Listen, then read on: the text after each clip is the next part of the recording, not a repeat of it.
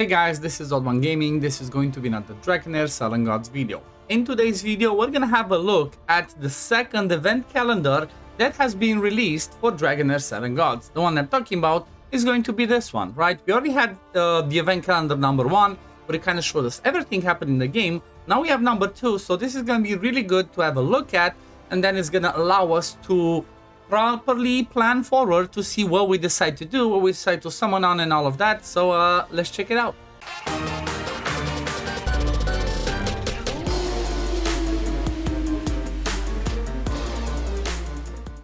Okay, so the second installment of this one kind of gives us some more information, and it's just want to mention again that this one is based on the days of the server. Do keep in mind to look at what your daily login is. For example, this one says day 22 is like the information that we have. We already had a previous one that was up until day 21. Now if I go and look in game and click over here at the top, right, and then scroll to the bottom to daily check-in, it tells you the server. I think actually no, this is not ideal for server day. This is just your daily check-in. But for example, for me, because I started the day on day 1 of the Reborn, I'm on days 20.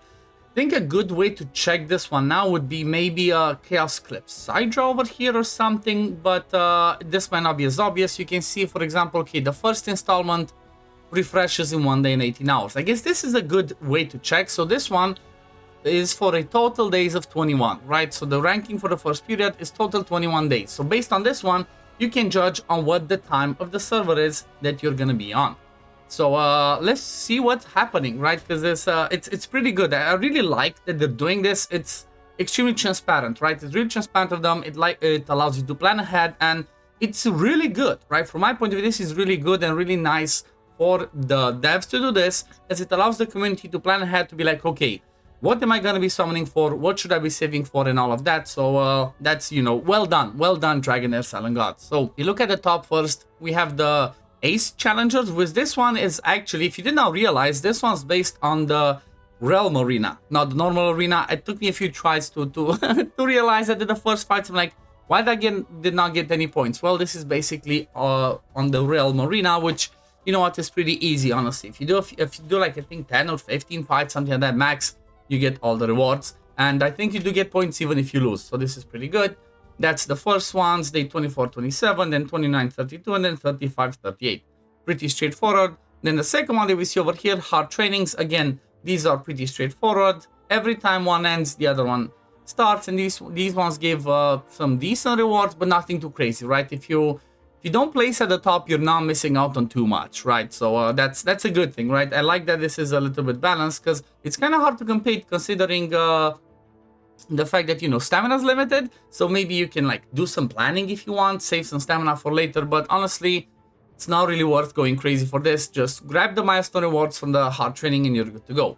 Now, day 22, Imperial Shadow Recast starts. This is pretty much the chief challenge phase of the fight. Now, I'm not sure if they changed it, if it's a bit different, or if you had the same, like week 1 you can fight 3 bosses, week 2 you can fight 4, week 4 and so on, but they already changed the time that starts. This one used to start after the 4th week. This time around, it starts on week 3, right? Because day 22 is going to be the start of week 4, whereas before it used to be the start of week 5. So, curious how this one's going to look, right? Definitely once this launches in about 2 days, I'm going to make a video. First look, judging through it, give you all the best tips I can. So definitely keep an eye out on the channel for that.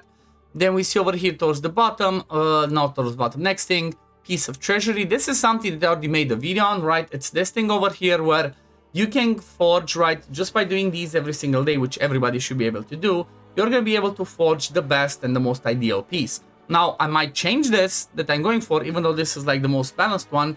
I might change the choice, right? Because certain things might make more sense. As an example, getting in this set an attack percent glove with quad proficiency roll, which is, you know, it's kind of pretty hard to get something like that.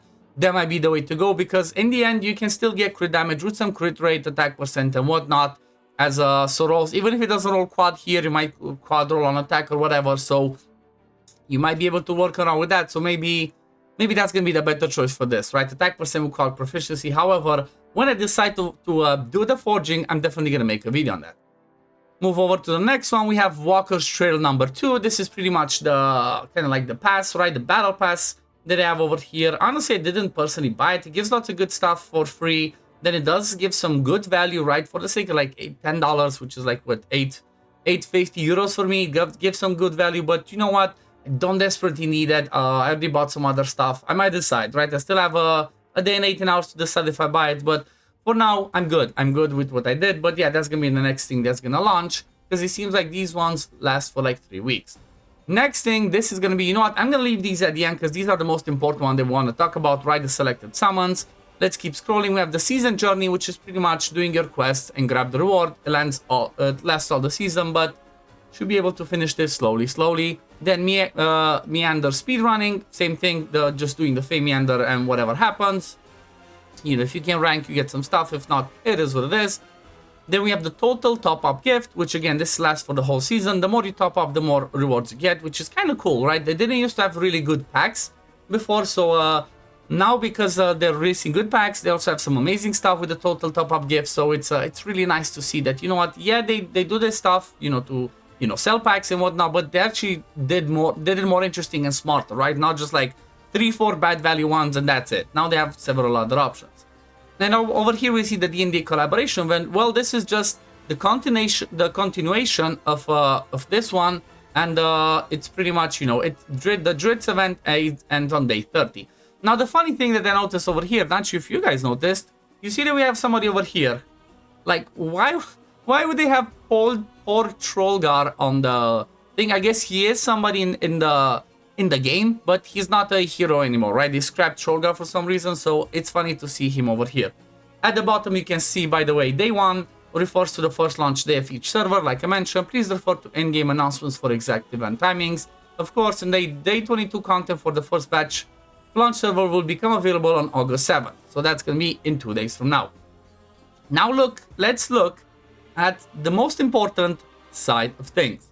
So we have the selected summons, right? This is the one that's currently going on right now. That's going to be up until day 25th, right? So that's going to be the banner, which you might have seen me do summons earlier today. If you didn't, go check it out. It was insane. I got some crazy stuff. I even pulled a premium and exclusive legendary. But it's this banner over here, where if you do 300, you can choose at the end any of the 6 exclusive legendaries, which is pretty cool. The next ones, though, it seems like we have over here day 27 to day 32, targeted summons 4. This one's not too explicit. Like right now we see that, okay, this one has Ergander and Garika. So the next one, I'm not sure who they have, because they should have had maybe some visual of who we have in there, but this is not priority. From my point of view, this is not going to be priority unless there's something really cool at it. It's, you know, if you're somebody that maybe has everything else, right, you have lots of the exclusive and you're good with that, you just want to get some specific heroes, that's what these summons are going to be for. And I guess it's good to have options, but if not, I think most people should skip this one because the next ones seem amazing, right? This one is just saying premium summons, necrosis, and ice. So if I understand this correctly, you're gonna have this one, right? This banner, where it's gonna have kind of the same as we had before, just necrosis and ice that you can pull. And then once you hit 300, you know, instead of having just what's her name, instead of having just a Vitar and Elwanis, it seems like they give you also the option of picking Felocia and Guland. Like, it's not guaranteed. Again, this is just the visual they have on the calendar, but that's what it looks like to me, and that could be pretty cool, honestly. If I decided to pull on this banner, I would pick Felocia because she's amazing. Or you might summon on the banner, you get Felocia, which is awesome. You like, I don't have Felocia or Guland, I could get both, and then once I hit the max, I can get Vitar. But I'm just gonna have to see, am I gonna get back to 300 summons? Maybe not. So the reality is, if you're free to play, you might have to do like one of these summons every month, because with how much the game throws at us, I do strongly believe that you easily get around 300 summons every single month, because they give us a ton of War Marrow, they give us lots of hero lights from everywhere, so definitely a good thing. So it kind of seems like that's the way they're gonna do. From day 34 to 39 is gonna be this one. Then day 41 to, I guess it's gonna be what? 1, 2, 3, 4, 5, 6. 41 to 47 is gonna be the premium summons for Lightning and Rally, which is gonna be, again, something like Telendor, and then you're gonna have Naschenka, plus I guess some of the powerful ones, and then after that the Daybreak. Keep in mind there's a Daybreak. Then after that's the Daybreak, and then you can go ahead. I think the next one's gonna be again premium summons for fire and poison. So if you didn't get yourself Flora and that exclusive artifact, maybe save again, right? Maybe save for another month till that banner comes back to get your exclusive artifact, because from my point of view, the best way to maximize some of these ones is like, yeah, it's cool to try and get one of every single ones, but I think the way to specifically go about this is try to get one and then get its exclusive artifact. Try to get the next one and then its exclusive artifact. At least that's the way that I'm doing it, and I feel like maybe that's the right way. I don't know, I might be wrong. I've not tested enough everything. There's been lots of changes, but that's the way that I do it, and you know, this is just my opinion. But yeah, I guess we're gonna leave it at this. This is a really cool idea. Like, I'm really happy that they're doing this. Well done, Dragonheir Silent Gods. This is really cool of them. Like I said, full transparency. You know what's coming, right? Even though it's like, you know, some people might be like, oh, they should give for a whole 9 months, like 3 months. Come on, this is crazy good, right? They gave us like 3 weeks notice, right? They show us, okay, first 3 weeks, then the next one, this is what happens. It allows you to plan and prepare. But anyway, we're gonna leave it at this for now. Thank you for watching. As always, if you do enjoy my content, don't forget to like the video, subscribe to the channel to see when I upload next, and I'm gonna see you on the next one. Peace, love, take care everyone. Bye guys.